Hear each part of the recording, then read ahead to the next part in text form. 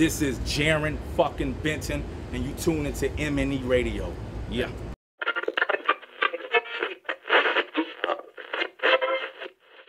What up, heads? Big Chuck Reeves, the East Coast Beast Host, here for MNE Radio.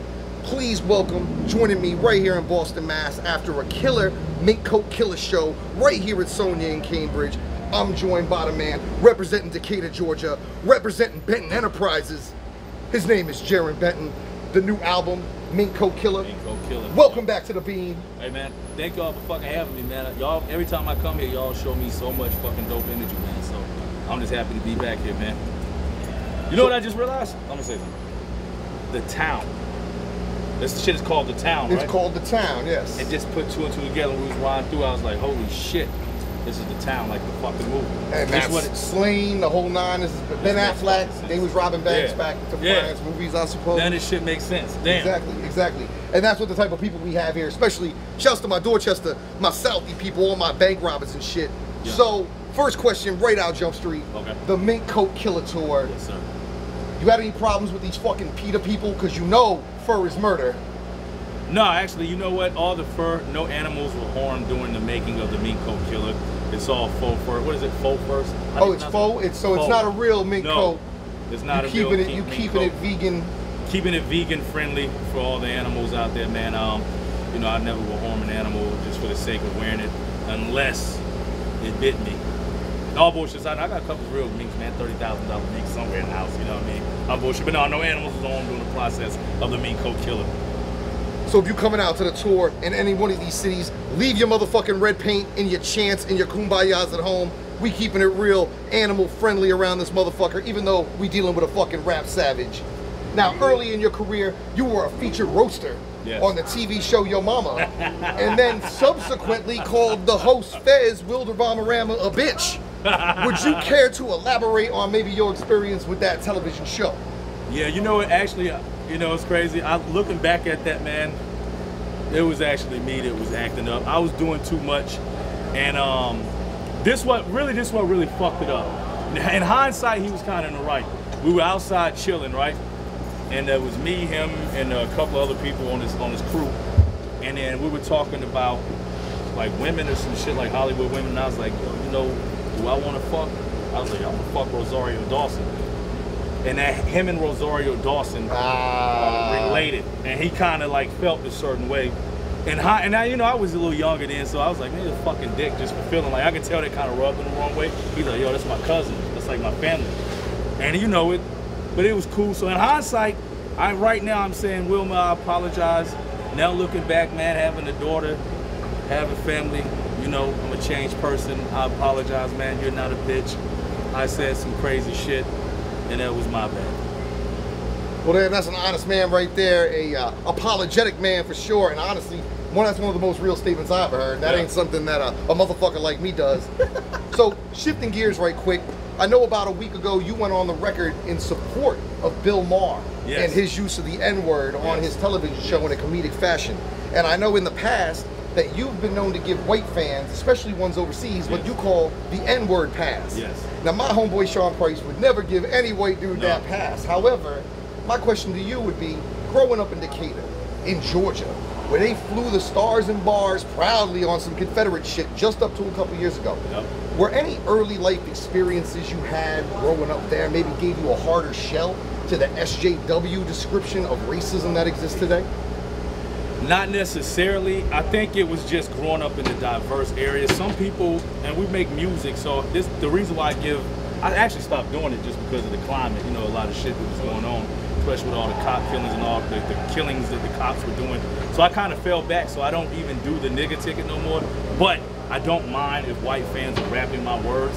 And if I say nigga in a verse, they can say it too. Like, it just sounds stupid when you rapping some shit and you censor yourself. You like, or you say like ninja or something. It's just fucking stupid. So I'm like, yo, you know my shit, man. Rock it. I don't give a fuck. And I know it's no malicious intent. I'm not with motherfuckers saying it in a malicious way. But if you rocking and you know some lyrics and somebody say nigga, I mean, it don't do nothing to me. But Bill Maher, on the other hand, I defended Bill Maher because I love that show. And Bill Maher is not a racist. Some comedians will take it too far. I will say this, I understand why people were sensitive to it. I do understand it. But a lot of people that were jumping the gun they didn't even really watch the show, never watched Bill Maher's show. And for me, Bill Maher give black people such a great fucking platform. Not just black people, we give a lot of oppressed people a great platform to come on this show and voice their opinion. He don't even censor them, he let them go the fuck in. And Bill Maher stand up for a lot of inequality and injustice shit that's going on. He'll say that shit before a lot of people, man. And then, so for me, just as a fan and as an advocate, as a consistent watcher of the show, and I know Bill Maher, the shit just didn't bother me, bro. And it was funny to me, but I do understand the sense. I understand why people were sensitive to it. Maybe if he would have said that shit in a real joke, like in a stand-up, it might, it was just a climate. So, but yeah, me personally, I'm still rocking with Bill Maher. Well, that's definitely what I would call the level-headed approach to the situation, because I know a lot of people out there are performing what I call boy who cried wolf racism, where they're calling it so often that when it really happens, nobody's looking for it. You feel me? Nobody's checking for the actual racism going on. You got a lot of people crying wolf. And I know a lot of the hip-hop heads, Ice Cube including, had a nice level approach to it and spoke to Bill. I'm a fucking huge Ice Cube fan, but I didn't agree with that neither. Like, that's another part. I don't agree with the aspect of even us taking the word and fucking like, this is our, no, it's not our word. Fuck it. It shouldn't be nobody's fucking word, but it is what it is right now. But another thing is that we'll get so up in arms about someone else going hard, but look at the shit. Even I'm guilty of it too. Look at some of the music that we fucking pump out there and some of the images and messages that we say in some of our music, and it's fucking poisoning our own culture as well. And so it's like, if you go fucking jump out there, we need to jump on our own shit too. So that was just my thing. But with Ice Cube, I love fucking Cube. I'm like the biggest Ice Cube fan, but I don't agree with saying like that's our word now. Like, no, it's not our word. No, fuck that. If we go do anything, if it's negative, it's just negative. We can't keep it and like pass it on. Fuck it. All right, back to your music shit. We're gonna go back a little bit again. 2 of your first 3. One was called Huffin' Glue with Hasselhoff, and then the next one, Freebasing with Kevin Bacon. Now, I want to do Dust with Donald Trump. I'm wondering, were you naming shit on some bucket list shit, or are these things that happened, something that maybe you had a chance? No, actually, I swear to God, on my children's life, I was driving, we was drawn out, and in my head, sometimes I was thinking, I was like, damn, if I ever had an opportunity, I don't even freebase, but if Kevin Bacon were to freebase with me, and I thought about that because I hadn't listened to freebasing in a while, and we were in the car and we was bumping that shit, and I was like, damn, yes, I would definitely freebase with Kevin Bacon. But no, it didn't come from a bucket list. It was just like, I was at this point, like most of my music before then was kind of serious, and I was like, man, I just want to have some fucking fun, and I want them to have the most outlandish, absurd fucking titles. And so we were all sitting, I was like, fuck it, Huffin' Glue ass off. And then it just came, and then we just rolled with it. I'm gonna do another one day. I'm just on some different shit now, but one day I will come back to the Ignorant Jarren, and I will give you guys another fucking drugged out fucking LP or EP with another fucking random celebrity. It's like the celebrity overdose fucking series from Jarren Benton. Make sure you be on the lookout for that one. I will say this shit though, but if I swear to God, if fucking I meet Kevin Bacon and he want to fucking freebase, I will fucking definitely. You hear that? You're his favorite freebasing brat packer. And if I ever met, and if fucking the Hoff wanted to fucking huff glue, I am huffing glue with that motherfucker, hands down. You've done quite a few teen backpack ciphers in your tenure. Yes. One in particular, because I was there for it live, sticks out in my head, and I just wanted maybe you could walk us through it. You and Sci-Hi the Prince take the stage in LA in front of a packed warehouse full of up-and-coming MCs all ready with fire off the dome, and Mad Child reads off his phone. Yeah. Can you tell me how you was feeling up there? Because it didn't look like you was comfortable. No, to be honest with you, I was feeling uncomfortable for him. Like, I didn't feel the way because he was doing it. Just because even prior to him coming on stage, like something, I don't know if it was something personal happened, if he wasn't feeling well. I could look at him, I could tell something, either he was sick, something didn't seem right.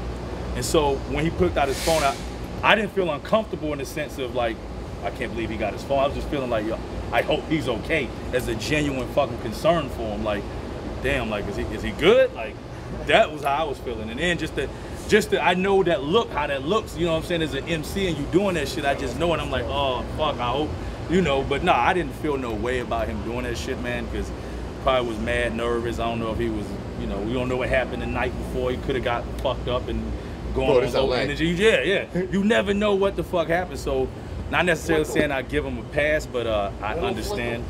But no, my look on my face was more so a look of just concern for him, not as looking at him stupid. Genuine answers from a genuine dude right here. So, I only wanted to touch on it the one time. I think it's been picked apart by the hip-hop vultures, both in the media and everybody fucking else. Did your experience in that final days of the collapse of Funk Volume change your view of the deal record industry process at all? And is that maybe what led you to go completely to Benton Enterprises at this point? No, I can't say that.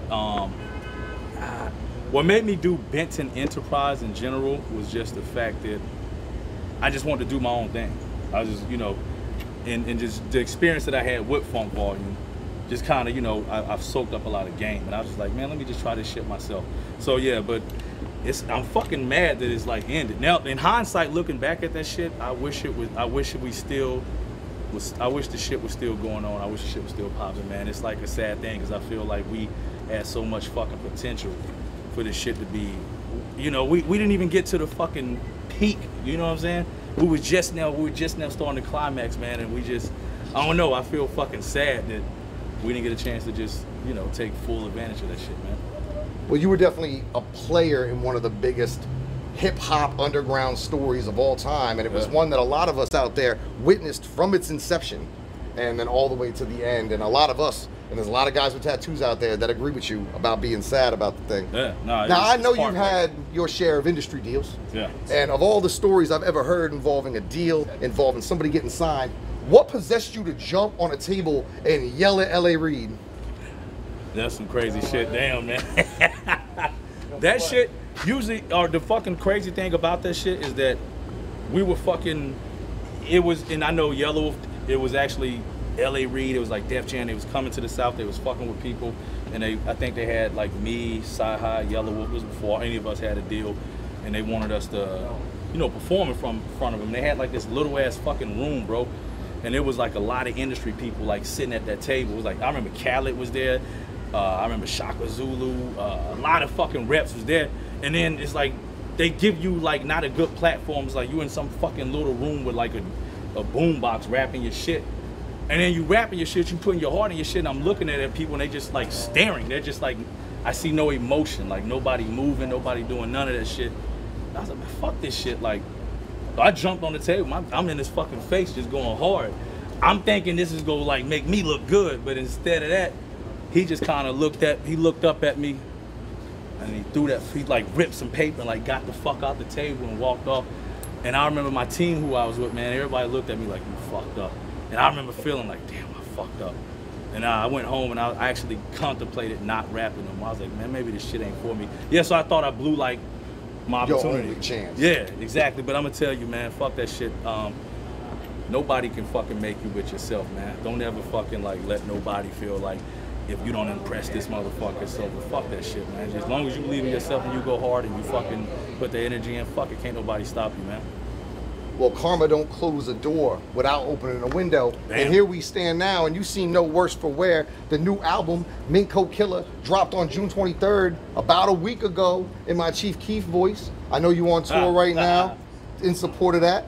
You got features from the Son of Pun, Chris Rivers, yes. And then Good Dad Gang founder, somebody from right here in Boston, yep. The Homeboy Terminology. Yes. What else can you tell us about the record? I'm gonna say, man, that the Minko Killer project to me is a fucking passion project. I'm a hip hop head. Like Jarren Benton is a hip hop fucking head. So it started out as a tribute project to the Wu-Tang Clan, man. I was gonna take the original samples that the Wu was using and kind of reflip them and kind of recreate my own little twist to them. But then the songs just start sounding dope and they start sounding original, which they are. I was like, fuck it, we're just gonna make it a whole project. The Minko Killer, that's my honorary Wu-Tang name. And the shit was just, it's just a grimy sounding project, man. I had to take it back to the roots, no trap beats, just fucking samples, break beats. And you know I had to get Terminology on it, man. Terminology's a fucking, I've been a fucking fan of this motherfucker, man, for a minute. Him and Static Selector. Had to get Chris Rivers, that's the homie, that's love right there. I got some other underground cats from the A, and I put them on there just because I felt like I just want to show a different side of Atlanta, man. So I put some of the homies on there like Alien fucking Crab, Big Chico. I also got my homie Els Jenkins on there, man. So yeah, it's a dope fucking project. I think this is the best shit I've done, to be honest with you. The Miko Killer. This is my heart on this one. And also Touch fucking, I got real serious. Check Mental Issues, man. That's my heart. Like, y'all go fuck with it heavy.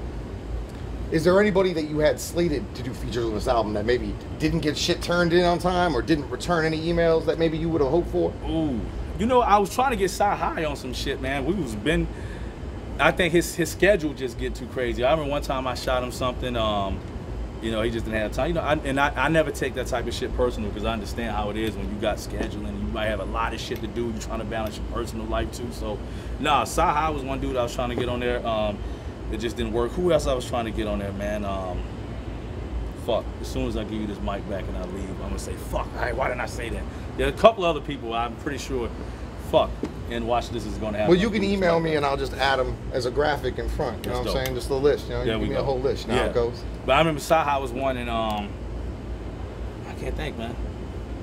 Along that same lines, you had complained that Hopsin did not return your request for a verse for Slow Motion 2. Did he ever deliver you a verse? No, he didn't. And the reason, actually, I didn't get Hopsin or Dizzy or any of the Funk Volume dudes on this project. It was nothing personal. It was, I don't know. I didn't get them on there. Like, I knew Hopsin was on the road, Dizzy was on the road, so it's just like, fuck it, I ain't even gonna bother them. I'm gonna let them do them. And me and Hopsin, to be honest, I don't even want to give it away. We were actually thinking about doing a fucking EP together, and Dizzy, my brother, like, we always go do shit. Me and Dizzy got like probably a couple of bangers that we hadn't even never released that we were doing like over this year, just passing shit back and forth to each other, but we just never released them. And they definitely go get released. I'm not sure what he's doing with some of them, but I'm putting some of the ones he jumped on my shit out. But yeah, I don't know. Me and Hopsin was talking about doing the EP together. That still definitely might happen. We just got to find time to do it.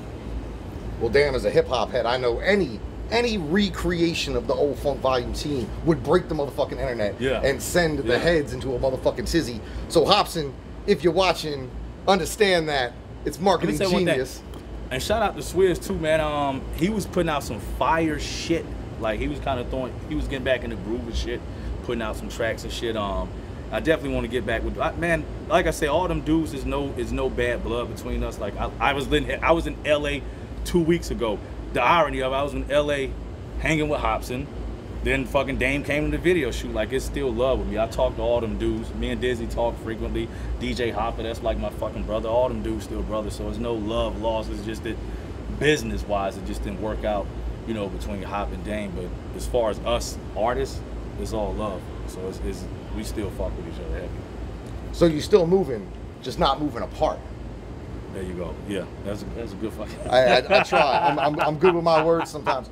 Real quick before I let you go, we noticed this contraption on stage consisting of what I think is Crazy Bob's steering wheel, his drinks for the night, and what was left of his car after the crash. What can you tell me about your mic stand for this tour? You just told me about this mic stand. Really? I had no fucking idea what the fuck this was. Salute to my manager, Jason. He brought this shit out. He had an idea. He wanted to do something like this and have like PBR cans. And I was like, that would sound like a good idea. But I think he like jacked somebody for this shit, man. So I think this is a stolen fucking item from somewhere.